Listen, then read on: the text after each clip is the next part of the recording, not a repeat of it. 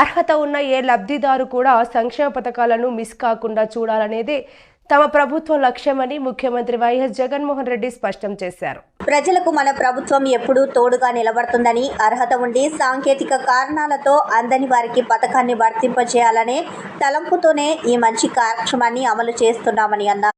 అర్హులై ఉండి ఏ కారణం చేతైనా లబ్ధి అందని వారికి సీఎం వైఎస్ జగన్మోహన్ రెడ్డి శుక్రవారం తన క్యాంపు కార్యాలయం నుంచి బటన్ నొక్కి వారి ఖాతాల్లో జమ చేశారు. ఈ కార్యక్రమం ద్వారా 68,990 మంది అర్హులకు 77.76 కోట్లను సీఎం జగన్ జమ చేశారు. సాటిస్ఫాక్షన్ ఇచ్చే కార్యక్రమం.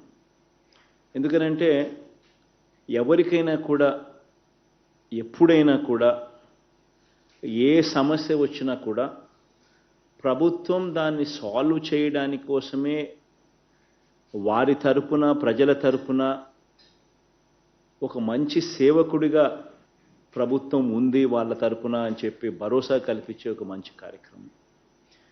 ఎవరైనా కూడా ఏ కారణం చేతైనా కూడా పొరపాటున ఒక పథకానికి ఏదైనా వాళ్ళకు అందకపోతే ఆ పథకంలో వాళ్ళకు అర్హత ఉండి కూడా మరి అందకపోయిన పరిస్థితులు ఎప్పుడైనా కూడా పరిస్థితులు వచ్చినప్పుడు